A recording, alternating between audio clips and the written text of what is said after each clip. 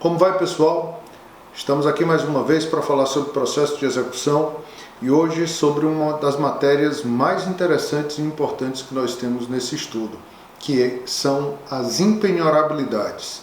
Então vamos aqui estudar um pouco hoje as hipóteses do artigo 833 e saber quais são esses principais limites à penhora de atos de bens do devedor. As impenhorabilidades elas estão diretamente relacionadas ao limite da responsabilidade patrimonial do executado. Isso porque, pessoal, nem tudo pode ser atingido. Mesmo sendo um bem, mesmo sendo em uma primeira análise patrimônio e, portanto, dentro do limite do princípio da responsabilidade patrimonial, indiretamente essa penhora pode estar atingindo um outro direito. Lembrando que pela responsabilidade patrimonial a gente não pode atingir vida, integridade física, liberdade, dignidade, intimidade e às vezes existem bens que acabam estando diretamente relacionados à proteção desses outros interesses. E por essa razão a lei vem e coloca alguns obstáculos à efetivação da penhora. O artigo 833 traz um rol desses dispositivos. É bem verdade que esse artigo 33 é objeto de discussão sobre o limite dessas impenhorabilidades. A interpretação desses incisos leva a gente a um ambiente, às vezes, muito rico de debates. Isso porque a efetividade de uma execução depende de você atingir bens do executado, que é naturalmente oneroso, mas que você não pode, por mera onerosidade, tentar dispensar a penhora daquele bem. Então vamos lá, sem mais delongas, vamos falar aqui um pouco sobre o artigo 833, que começa no caput dizendo que são impenhoráveis.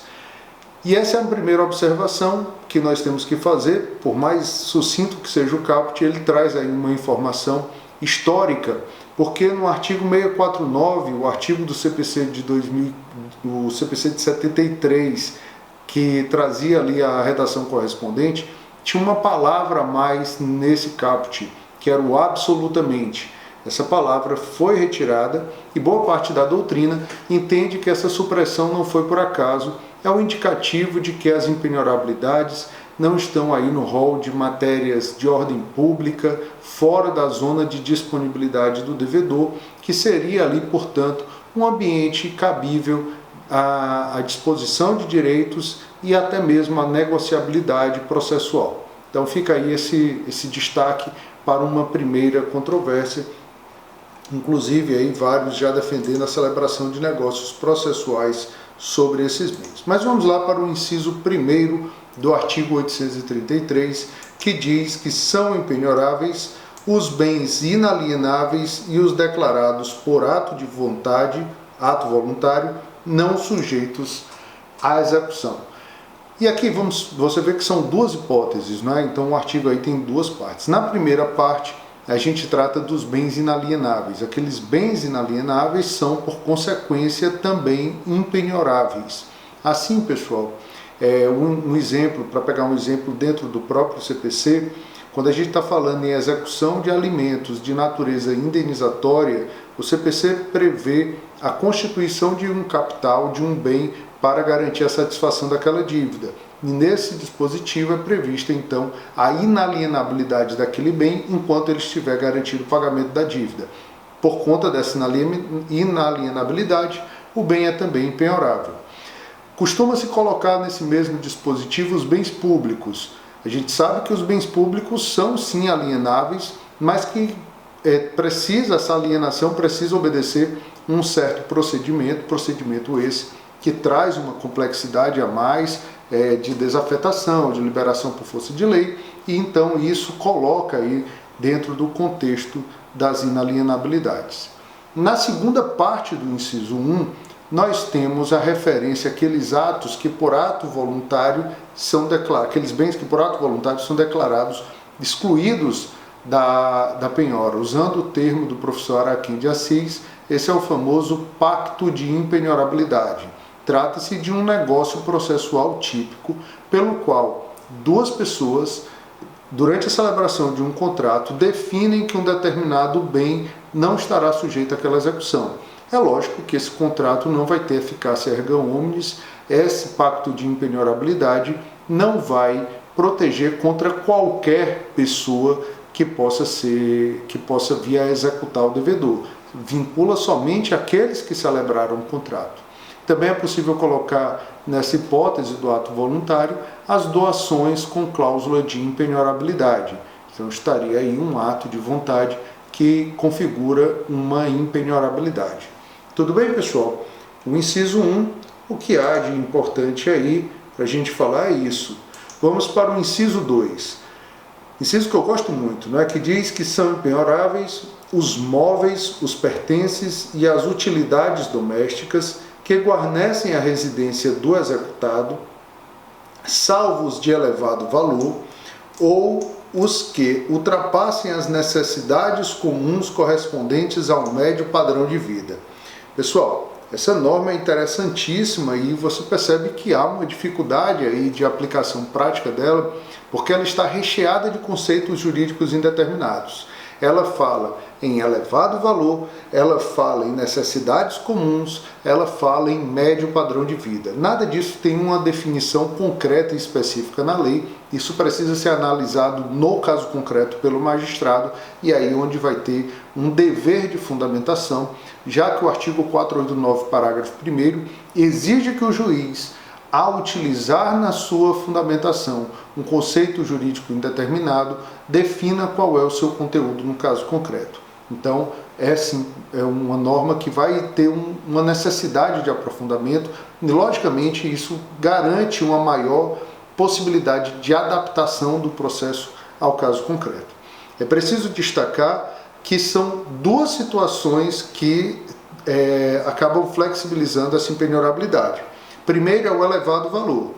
Então, um bem, mesmo que ele seja um bem de necessidade comum, como uma televisão, uma geladeira, se aquele bem for de elevado valor, ele vai poder ser penhorado. Por outro lado, você tem aqueles bens que, independente do valor dele, simplesmente por ultrapassarem as necessidades comuns de um médio padrão de vida, poderão ser penhorados, como, por exemplo, obra de arte. E aí, pessoal, nós temos aqui um dispositivo com uma boa aplicabilidade, mas que na verdade na prática a gente sabe que quando a gente chega ao ponto de ter que penhorar móveis, bens móveis, essa execução está caminhando aí, na grande maioria das vezes, para a inefetividade, já que há uma dificuldade muito grande de se reconhecer a penhora de bens móveis. O inciso 3, pessoal, vem na mesma linha do inciso 2, falando agora dos vestuários e dos pertences de uso pessoal do executado, salvo os de elevado valor.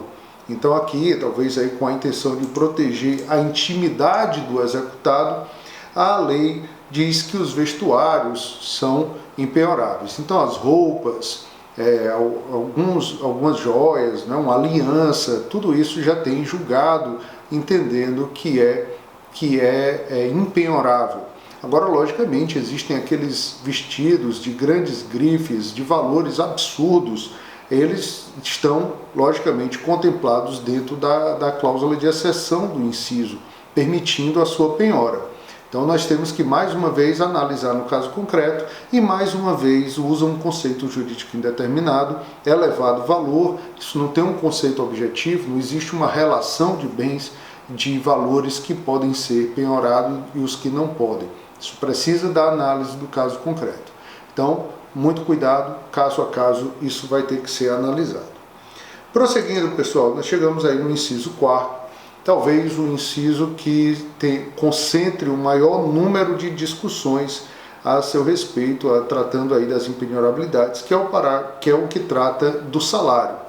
Esse dispositivo, ele vem com um rol extenso de designações das mais variadas formas de retribuição pelo trabalho. Então ele fala em vencimentos, subsídios, soldo, salário, remuneração, provento de aposentadorias, pensão, pecúlios, montepios, quantias recebidas por liberalidade de terceiro e destinada ao sustento da família, e os ganhos do trabalhador autônomo, honorários do profissional liberal, e aí vai. Pessoal, você percebe que a intenção do código claramente não foi estabelecer um rol exaustivo de hipóteses de remuneração, mas sim indicar que aqueles valores indispensáveis à subsistência da pessoa são impenhoráveis, e é essa a interpretação que costumeiramente se dá a ele, independente da designação, tanto que isso pode ser, a gente vai inclusive falar aqui como impenhorabilidade do salário, como gênero de qualquer tipo de remuneração, tá bom? Nós temos uma cláusula de exceção específica, essa colocada no parágrafo 2º, que na verdade traz duas hipóteses. Primeira, que essa impenhorabilidade do salário não atinge a penhora decorrente de uma execução de alimentos. E o segundo ponto é que nós temos a possibilidade de penhorar as importâncias que excedem 50 salários mínimos mensais.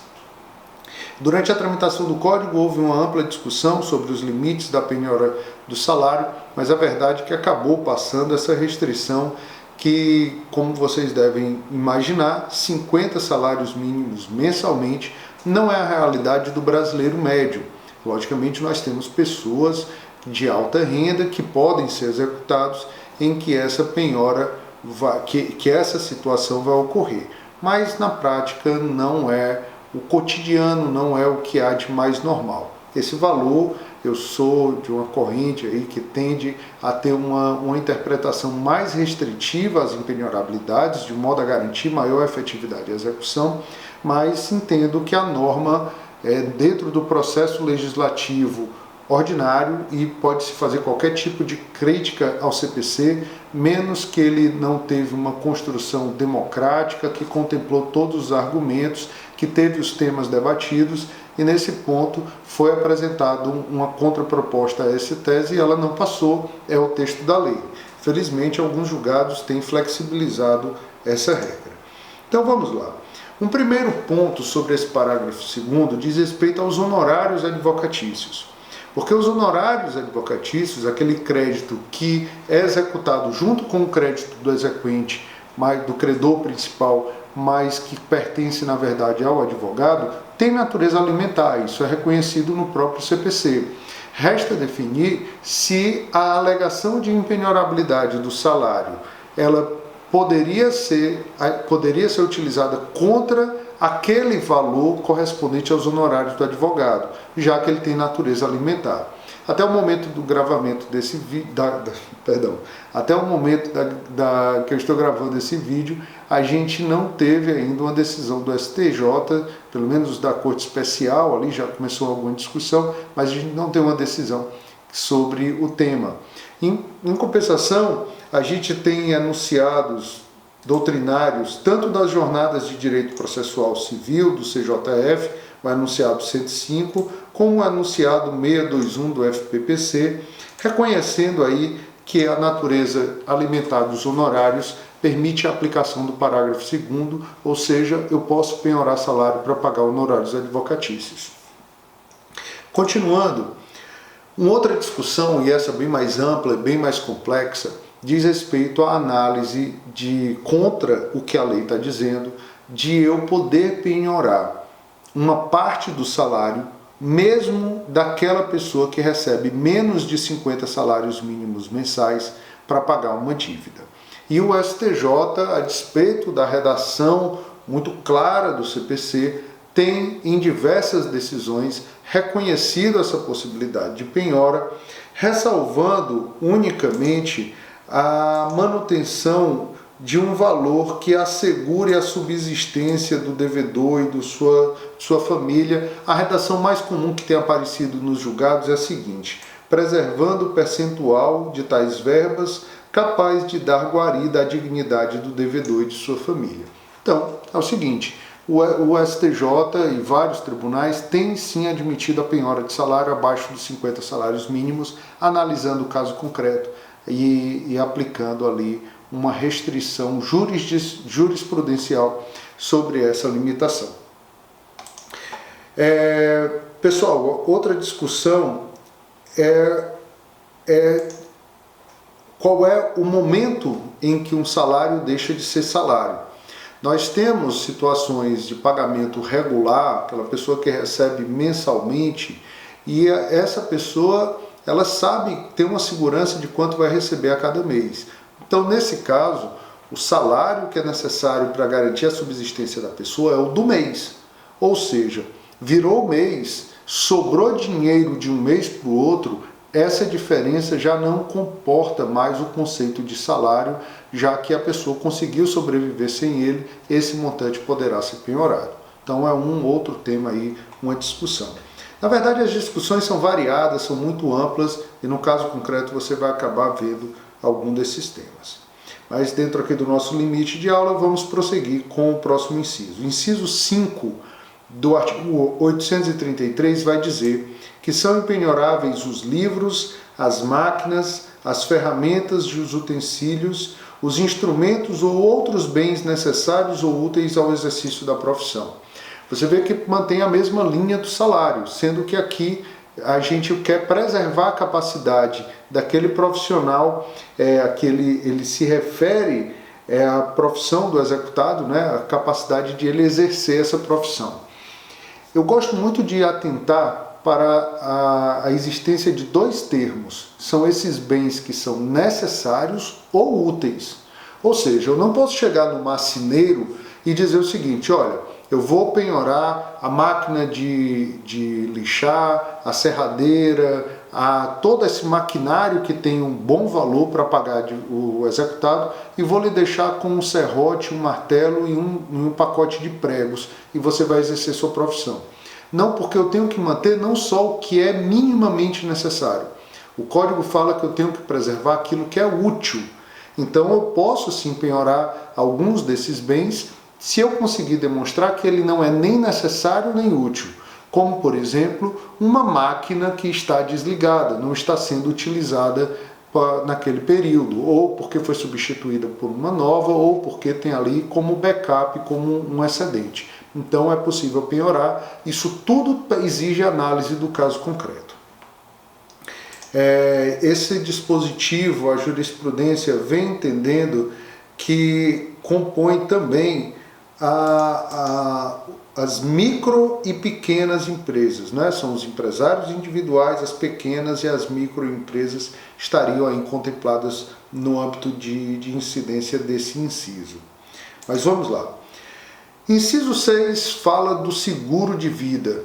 O seguro de vida, aqui sem muita discussão, mas ele é realmente também assemelhado ao salário, com essa ideia de garantir a subsistência, assim como aqueles valores depositados em caderneta de poupança, que a gente vai já falar, mas eles têm, pessoal, aqui uma lógica não da subsistência do devedor no momento ordinário de sua vida, mas em momentos de crise. Então aqui a ideia é preservar o devedor que teve ali um membro da família, às vezes o arrimo da família, e que aquilo vai trazer ali, vai conturbar as finanças daquela família, e eu tenho que dar um tempo para que ela possa se reerguer. Nesse seguro de vida ter essa finalidade. A gente vai estudar mais à frente que, como eu falei, o fundamento é muito parecido com o do valor da poupança, e que o valor da poupança é limitado a 40 salários mínimos. E o STJ, em uma decisão da terceira turma, já no finalzinho, ali no meio de 2018, decidiu que essa impenhorabilidade do seguro de vida também estaria limitada a 40 salários mínimos. Então eu não posso ter um seguro de vida de alguns milhões de reais se todo esse valor ser declarado impenhorável. O STJ veio ali com um entendimento, um julgado isolado até agora, dizendo que deveria ficar limitado também aos 40 salários mínimos, da mesma forma que a poupança. Prosseguindo, o inciso 7 vai falar dos materiais necessários para obras em andamento, salvo se a própria obra, né, se o próprio imóvel for também penhorado. A ideia aqui é preservar a função social de uma propriedade. Se eu tenho um imóvel que está sendo construído e eu penhoro o material necessário a essa construção, eu inviabilizo a construção. e, por consequência, eu crio um problema para toda a sociedade. Quem eventualmente já tenha morado ao lado de um imóvel abandonado sabe o que é isso. Então, pessoal, a ideia aqui é o seguinte: vamos garantir que essa obra seja concluída. Ou você penhora o imóvel com material de construção, ou você não penhora nada, tá certo? Não podemos analisar separadamente. Próximo inciso vai falar da pequena propriedade rural, assim definida em lei, desde que trabalhada pela família. Impressionante como esse dispositivo já gerou debate, alguns debates hoje absolutamente surreais, não é? Por exemplo, tem julgados de tribunais de segunda instância discutindo o conceito de família. E aí hoje nós temos um conceito de família muito mais amplo, constitucionalmente preservado, tutelado aí de um âmbito muito maior. Então esse não é um fator decisivo. Outra questão é que a lei exige que esse imóvel seja trabalhado pela família, mas não há exigência de que a família resida nesse imóvel. Então, o imóvel pode estar lá, a família trabalhar nele, rural, e às vezes aquela família se desloca durante o dia, no início e no final do dia, de um pequeno centro urbano próximo. Nenhum problema. O conceito de pequena propriedade rural é dado em lei. Existe uma lei conceituando aquele imóvel rústico e tal, e a ideia do pequena aqui é preservar a subsistência familiar, a agricultura ou a pecuária necessária à subsistência familiar. Portanto, aqui nós falamos de um módulo rural. Nós temos um tamanho objetivo, aqui o que é preservado é um módulo rural que não tem um tamanho certo, ele é variável de acordo com as condições de cada terreno. Às vezes tem mais água, às vezes é uma terra fértil, o módulo rural é menor, o oposto, né, uma terra árida, sem água, ruim para o plantio, o módulo rural tem que ser maior, que é o espaço que uma família precisa para cultivar, para conseguir se manter. Bora lá, próximo inciso, o inciso 9, vai falar dos recursos públicos recebidos por instituições privadas para aplicação compulsória em educação, saúde e assistência social. Esse recurso, na prática, ele acaba continuando, permanecendo com o fundamento público, não é? Ele apenas não vai ser, o investimento, a aplicação daquele valor não vai ser feito diretamente pelo ente público, mas com o auxílio de um ente privado, de uma ONG, por exemplo. Aqui, pessoal, nós temos uma interpretação restritiva quanto à destinação, porque nós não podemos interpretar em educação, saúde e assistência social qualquer finalidade pública. A interpretação, como eu falei, em regra, a interpretação desses dispositivos é restritiva. Então, por exemplo, nós tivemos um caso de penhora, que foi até o STJ, de penhora de valores destinados à escola de samba. E aí a escola de samba alegaram que era um destinado ao desenvolvimento cultural, artístico. Beleza, ninguém discute isso, de fato é, mas não se enquadra nem no conceito de educação, nem de saúde, nem de assistência social. Então foi autorizada a penhora. E aí, pessoal, é uma regra que realmente precisa ser vista com muita prudência, né, no caso concreto, mas a interpretação é restritiva, lembrando que o principal princípio que nos orienta é o princípio da efetividade da execução. Então, por mais que se tenha que preservar os direitos do executado, a gente não pode esquecer que existe um direito à satisfação do crédito como uma decorrência do princípio da inafastabilidade da jurisdição. Ok? Nós chegamos aqui ao inciso 10, o inciso 10 que fala, a gente já mencionou aí, da quantia depositada em caderneta de poupança até o limite de 40 salários mínimos. Então houve essa referência aí à caderneta de poupança. É uma questão cultural, histórica do brasileiro, essa relação com a poupança tem nos últimos anos mudado um pouco, o brasileiro tem se acostumado a outro tipo de investimento, e talvez por isso alguns julgadores têm dado a interpretação mais elástica a esse dispositivo, entendendo que o dinheiro não esteja simplesmente na poupança, mas em qualquer investimento, e nós temos julgados, inclusive, aqui, que falam até mesmo nesse valor, se esse valor estiver em espécie.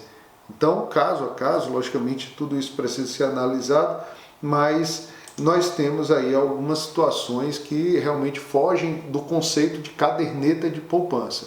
Ou seja, para uma parte da jurisprudência, estaria preservado a poupança no sentido genérico, vulgar, que se costumou a chamar aquela pequena reserva financeira que uma pessoa tem. Ou seja, né, eu não concordo muito com esse entendimento, mas a partir dele, qualquer valor só poderia ser penhorado um valor que ultrapassasse os 40 salários mínimos. Eu acho bem complicado, já falando aí da nossa efetividade da execução. Lembrando que o parágrafo 2º também excepciona essa impenhorabilidade para os casos da execução de alimentos, certo? O artigo 833, o inciso 11, vai falar da impenhorabilidade dos recursos públicos do fundo partidário recebidos por partido político nos termos da lei. Esse caso aqui, pessoal, nós temos uma questão política envolvida, eu acho que isso é muito óbvio, mas você tem aí como fundamento para isso a importância dos partidos políticos para o exercício da democracia e até mesmo alguma dificuldade operacional de dividir a responsabilidade entre os diretórios partidários. Mas, de fato, está na lei, isso acaba o tornando impenhorável. Tá bom? Deixa eu pegar aqui mais um. Pronto, inciso 12. Os créditos oriundos de alienação de unidades imobiliárias sobre o regime de incorporação vinculadas à execução da obra. Isso é um dispositivo que acaba fechando aí um sistema que foi criado com aquele patrimônio de afetação necessário à operacionalização de incorporações imobiliárias para garantir o direito não da incorporadora, mas daqueles adquirentes das unidades imobiliárias, evitando que a incorporadora assuma dívidas e, ao ser executada, o patrimônio, os valores pagos pelos adquirentes sejam atingidos e inviabilizem a construção daquele prédio, como aconteceu aí com algumas incorporadoras, com algumas construtoras, deixando centenas de famílias no prejuízo. Pessoal, o artigo 834, ele já não fala de uma impenhorabilidade. Embora a doutrina chamasse isso de impenhorabilidade relativa, alguns doutrinadores, na verdade, isso não tem nada de relativo, era como se fosse uma espécie de contraponto ao antigo 649 que falava em penhorabilidade absoluta, que esses termos não fazem muito sentido na prática. Na verdade, o 834, ele vem falar de uma impenhorabilidade subsidiária. Ele diz, olha, a gente sabe que os bens inalienáveis são impenhoráveis, mas se esse executado não tiver nenhum outro bem penhorável, e ele tem um bem inalienável que gera frutos, eu vou poder penhorar esses frutos até quitar a dívida. 834, lendo aqui, diz que podem ser penhorados a falta de outros bens, os frutos e rendimentos de bens inalienáveis. Então ele cria uma espécie de exceção por subsidiariedade ao inciso 1º do artigo 833, tá certo? Uma outra referência que eu acho que merece ser feita na nossa aula, embora não esteja no CPC, é a do bem de família.